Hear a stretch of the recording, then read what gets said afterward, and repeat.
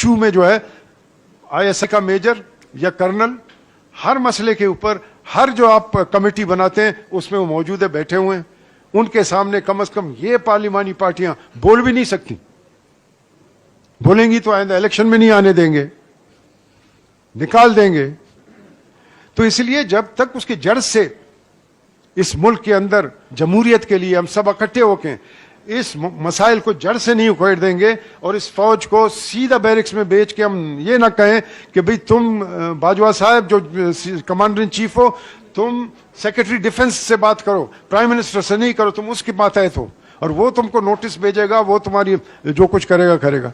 لیکن نہیں, باجوہ صاحب کو ایکسٹینشن دینا ہے, کورٹ آرڈر کرتا ہے, پارلیمنٹ پہ چھوڑتا ہے, پارلیمنٹ 365 ووٹ اس کو دے کے اس کو ایکسٹینشن دے دیتا ہے. کس کس کو روئیں, کس کس کو کہیں؟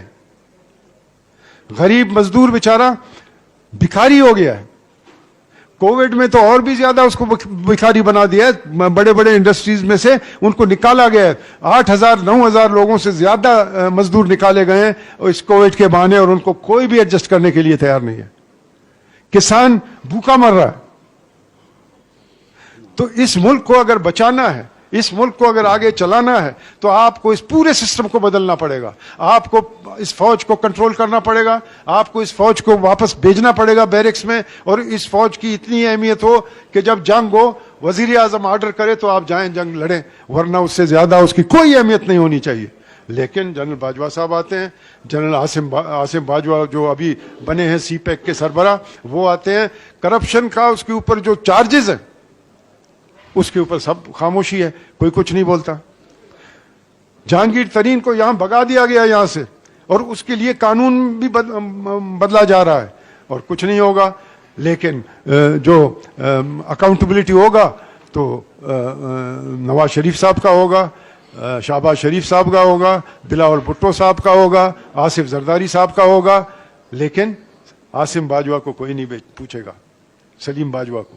کیوں؟ بندوق رکھتا ہے بھائی, مارے گا. حالات بہت گمبھیر ہیں جناب, ہم یہاں بیٹھے ہیں لیکن حالات بہت گمبھیر ہیں.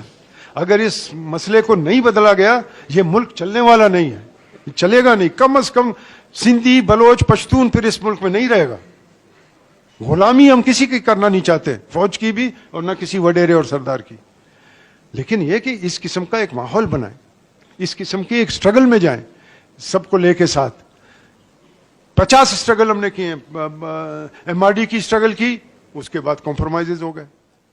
ARD کی سٹرگل کی, اس کے بعد کمپرومائزز ہو گئے, ایگریمنٹس ہو گئے مشرف کے ساتھ. تو یہ کب تک چلے گا یہ سلسلہ؟ عوام کو اب عوام صبر نہیں کر سکتا.